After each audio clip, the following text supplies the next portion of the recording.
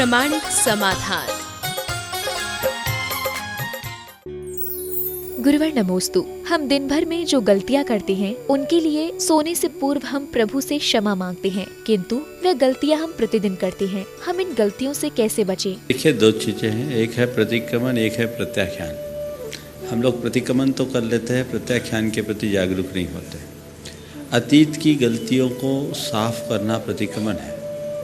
उसके लिए न माफ़ी मांगना, अपनी निंदा करना, अपनी आलोचना करना, जो हमारे चित्त के शोधन के आधार है।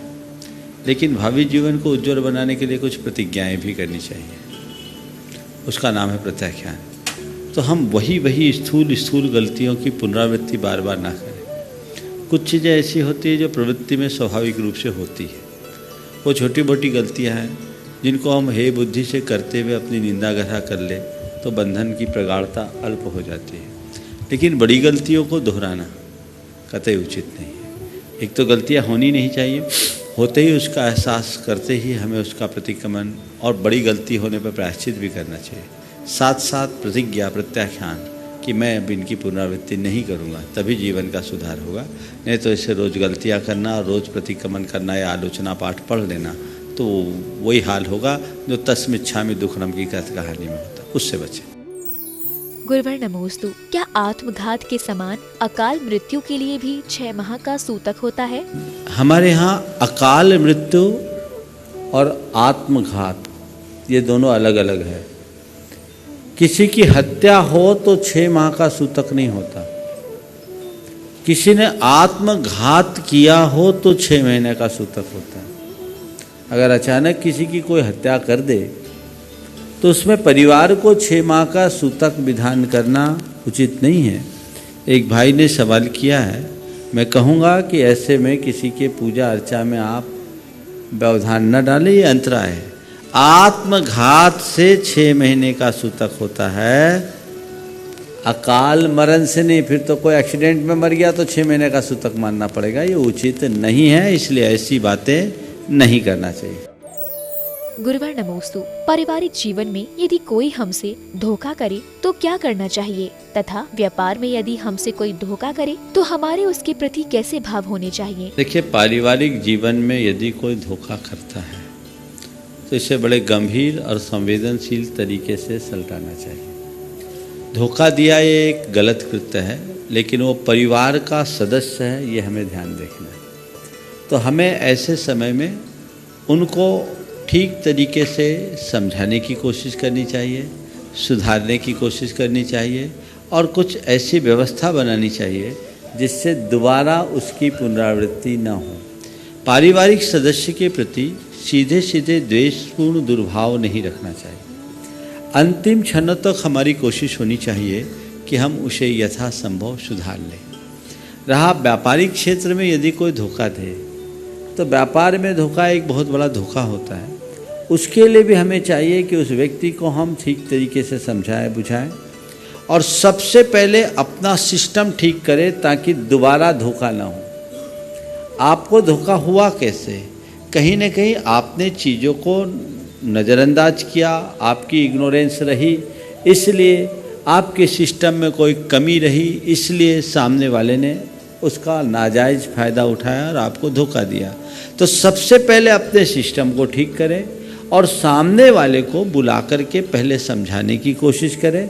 अगर वो रास्ता पर लगता है तो ठीक है, नहीं तो फिर उसके प्रति जिस तरह की एक हमारी संवैधानिक प्रक्रिया के तहत कार्रवाई होती है वो करें। लेकिन इसमें भी उस व्यक्ति की पृष्ठभूमि को देखते हुए, वो धोखा दिया है वो इरादतन दिया है या किसी परिस्थिति से प्रेरित होकर दिया। कई बार व्यक्ति कुछ ऐसे भी होते हैं जो व्यक्ति सा बुरे नहीं होते, परिस्थितियां उसे बेईमान बना देती हैं। यदि हमें ऐसा लगता है कि आदमी है तो अच्छा, लेकिन परिस्थिति से पीड़ित होकर इसने बेईमानी की है, तो एक बार क्षमा करना हमारा धर्म है। गुरुवर नमोस्तु। अपने लक्ष्य के लिए जब समय उचित नहीं दिखता तो पुरुषार्थ के प्रति भी उत्साह कम हो जाता है, तो उत्साह बढ़ाने के लिए क्या करें? लक्ष्य के प्रति प्रबल भावना हो और समय अनुकूल न हो तो उत्साह घटाना ठीक नहीं है। समय को अनुकूल बनाने के लिए थोड़ा प्रयास बढ़ाना या अनुकूल समय की प्रतीक्षा में अपना समय बिताना ज़्यादा अच्छा है।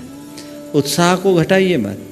हमें लग रहा है कि अभी मेरा लक्ष्य है और उत्साह तो है, समय अनुकूल नहीं है, हाँ तो उत्साहित मत होइए। समय अनुकूल नहीं, आज नहीं है ना, कल तो हो सकता है। तो जब हमारा समय अनुकूल होगा, हमारी स्थितियाँ अपने आप अनुकूल हो जाएगी और उसमें हम देखें कि समय को जल्दी कैसे अनुकूल बनाएं।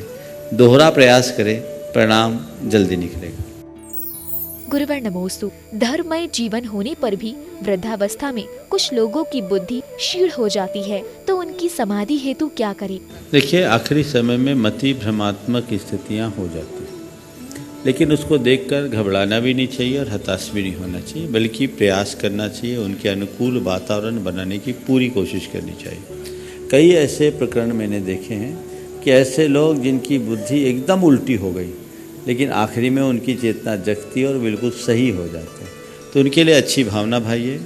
उनकी बुद्धि खराब होने के बाद भी उनके अनुकूल कार्य मत कीजिए, वो कार्य कीजिए जो उनके व्रतों के अनुकूल, उनके जीवन के अनुकूल, उनके आत्मा के अनुकूल हो।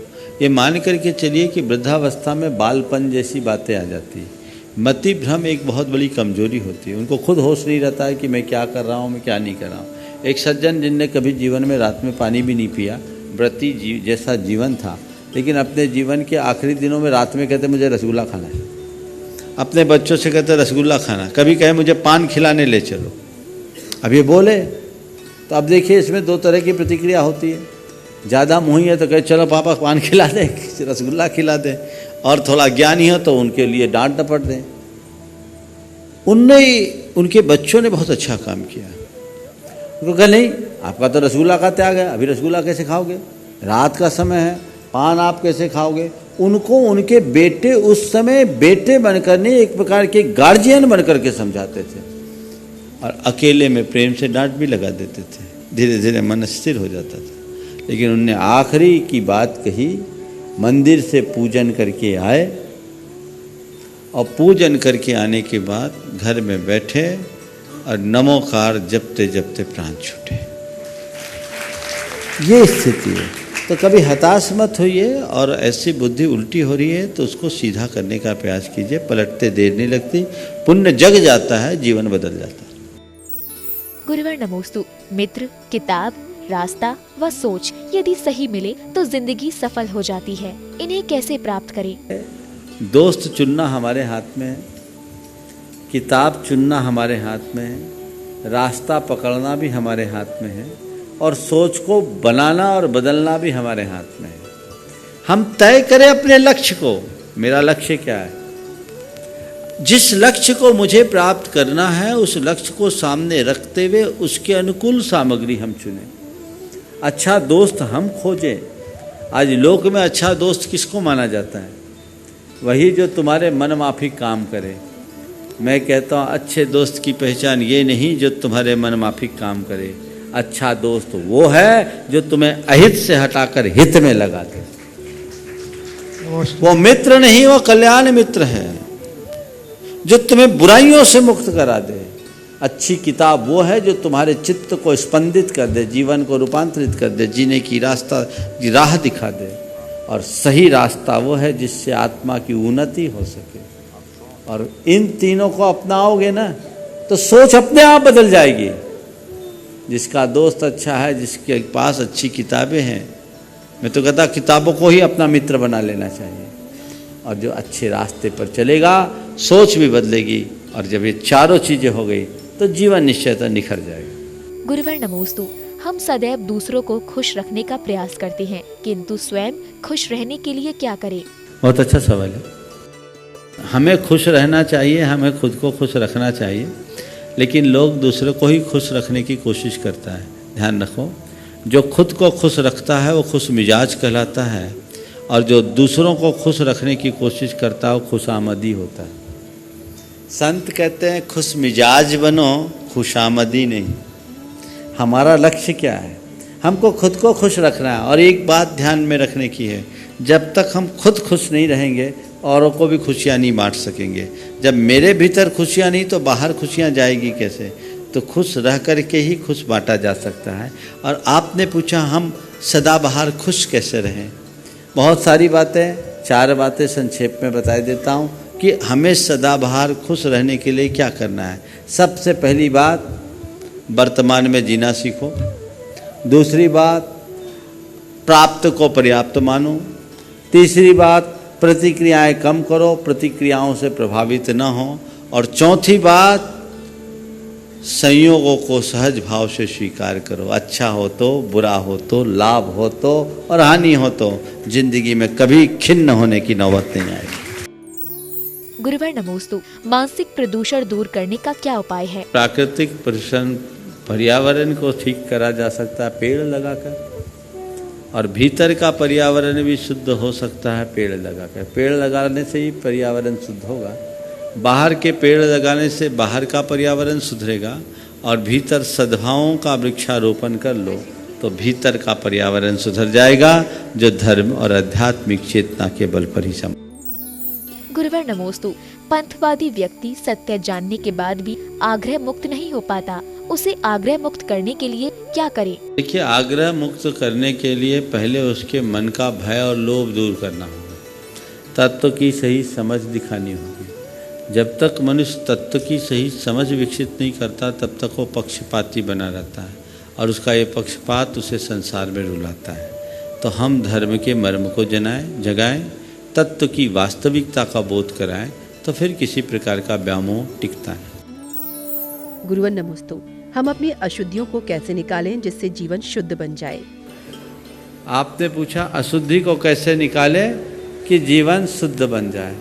जीवन को शुद्ध बनाने के लिए, अशुद्धि से बचने के लिए हमें चाहिए कि हम अपने स्वरूप को पहचानें, शुद्धता के साथ जीवन जिए, अशुद्धि का काम करना बंद करें, अपने अलग अस्तित्व को पहचान कर जीवन को आगे बढ़ाएं। देखिए, भाव शुद्धि, वचन शुद्धि और काय की शुद्धि, हम इन 3 शुद्धि को अपने जीवन में उतारते हैं तो हमारी चेतना पक्के तौर पर विशुद्ध बनती है। गुरुवर नमोस्तु। क्या बिना किसी लक्ष्य के साधना सार्थक हो सकती है? बिना लक्ष्य के कभी सिद्धि नहीं मिलती। लक्ष्य, हम चलना शुरू करें और हमारा कोई मंजिल ही नहीं है तो हम पहुंचेंगे कहाँ? हम भटकते रहेंगे। सबसे पहले आवश्यक है लक्ष्य का निर्धारण, और केवल लक्ष्य के निर्धारण से भी सिद्धि की उपलब्धि नहीं होती। लक्ष्य बनाने के साथ साथ हमें पुरुषार्थ भी जगाना होता है। पहले लक्ष्य बनाओ, फिर पुरुषार्थ जगाओ। लक्ष्य जगाकर, बनाकर हम जब पुरुषार्थ जगाते हैं तब हमारी स्थिति ये बनती है। आपने पूछा है क्या ऐसी भी कोई स्थिति आती है जो साध्य और साधन से ऊपर हो जाती है? हाँ, वो आती है। वो परम ध्यान की अवस्था है, जब साधक अपनी आत्मा में डूब जाता है, अपने भीतर के परमात्मा से जुड़ जाता है, तो साध्य और साधन के समस्त विकल्पों से मुक्त हो जाता है। फिर वहाँ कुछ भी शेष नहीं बचता। गुरुवर नमोस्तु। ढोंग व ढंग में अंतर कैसे पहचानें? अच्छा दिखने का जो प्रयास है उसमें ढोंग हो सकता है, और अच्छा बनने का जो प्रयत्न होगा उसमें ढंग दिखेगा। बस ढोंग और ढंग में अंतर देखना है। तो ये देखो कि मैं कर क्या रहा हूँ, अच्छा दिखने के लिए कर रहा हूँ या अच्छा बनने के लिए कर रहा हूँ। जब हमारा फोकस अच्छा दिखने पर होगा तो हम केवल बाहर देखेंगे, और जब हमारा ध्यान अच्छा बनने पर होगा तो हम भीतर देखेंगे। जब हमारी यात्रा भीतर से जुड़ती है, चित्त का परिष्करण शुरू हो जाता है, चेतना रूपांतरित होती है, जीवन बदल जाती है, और यही सच्चा ढंग है। गुरुवर नमोस्तु। प्रायश्चित व पश्चाताप में क्या अंतर है? ये प्रायश्चित और पश्चाताप ऊपर से देखने में एक होता है, पर दोनों में अंतर है। प्रायश्चित चित्त की शुद्धि के लिए लिया जाता है, और पश्चाताप अंदर ही अंदर होता है। कोई व्यक्ति गलत काम करता है तो मन में पछतावा होता है, मैंने गलत किया। वो गलत का पछतावा इसलिए नहीं होता कि उसने गलत किया, अपितु पश्चाताप ये होता है कि मेरे इस गलत कृत्य से मेरी छवि खराब हुई, मेरी रेपुटेशन खराब हुई, मेरी लोक में निंदा हुई। और प्रायश्चित वो करता है कि मैंने जो पाप किया है मुझे इसे शुद्ध करना है, अपने पापों को धोना है। पाप धोने के लिए, पाप छेदने के लिए जो भाव होता है वो प्रायश्चित का भाव है। और पाप करने के बाद या किसी गलत कृत्य के करने के बाद मन में ये जो बात आता है कि मैंने कर लिया, ये गलत है, पश्चाताप है। पश्चाताप एक प्रकार का दुख है और प्रायश्चित एक प्रकार की तपस्या। गुरुवर नमोस्तु। गलत को गलत व सही को सही कहने का साहस कब और कैसे जगाएं? कि गलत को गलत और सही को सही कहना हर जगह सही नहीं। कई जगह गलत को गलत कहने का परिणाम अगर गलत निकलता है तो चुप हो जाना चाहिए, और कई जगह सही को सही कहने का परिणाम भी गलत होता है तो हमें चुप होना चाहिए। मैं आप लोगों को सलाह दूंगा, व्यापार में सही और गलत का हिसाब चलाओ, पर परिवार में सही गलत मत देखो, अच्छा और बुरा देखो। रॉन्ग और राइट का जो खेल है वो बुद्धि का है, और गुड और बैड की जो बात है, अच्छे और बुरे की बात है, वो भावना का है। तो हम ये देखें ये सही है या गलत। कई बार कुछ ऐसे कृत्य होते हैं जो हैं सही पर परिणाम गलत, और कई बार ऐसे होते हैं जो कृत्य गलत दिखता है लेकिन परिणाम सही। आप माँ हो, आपने अपने बच्चे को दूध पिलाया होगा, और कई बार बच्चा जब दूध पीने में आनाकानी किया होगा तो आपने उसकी नाक को दबा करके भी उसके मुंह में निप्पल लगाया होगा। दूध पिलाया है ना, तो बच्चे की नाक दबाना सही है या गलत? बोलो, किसी की नाक दबाना सही है क्या? गलत है। लेकिन बच्चे के लिए सही है कि नहीं? है ना, दिख रहा है गलत पर है सही। अब बच्चे का पेट खराब है, उसे लूज मोशन हो रहे हैं, फिर भी आप उसे दूध पिला रहे हैं, क्योंकि दूध पीने से पौष्टिकता आती है। दूध पिलाना सही है या गलत? दूध पिलाना सही है, लेकिन जिसका पेट खराब है उसको दूध पिलाना गलत है। तो कई बार सही भी गलत हो जाता है और गलत भी सही हो जाता है। व्यापकता से सोचना चाहिए। सूत्र में अगर जाने तो हर जगह सही गलत मत लगाओ, अच्छा और बुरा भी देखो, खासकर घर परिवार के संदर्भ में और धर्म क्षेत्र में। व्यापार में, राजनीति में, दुनियादारी में तुम सही गलत देखो। व्यापार में अच्छा बुरा देखोगे तो धंधा ही चौपट हो जाएगा। वहाँ तो प्रॉफिट लॉस देखना पड़ता है, वहाँ गुड बैड नहीं देखना पड़ता। वो व्यापार है जो बुद्धि चलाते हैं। लेकिन परिवार और अपने आंतरिक संबंधों को मेंटेन करना है तो रॉन्ग राइट नहीं, गुड बैड की बात होनी चाहिए। सही गलत की नहीं, अच्छे और बुरे की बात होनी चाहिए। प्रामाणिक समाधान।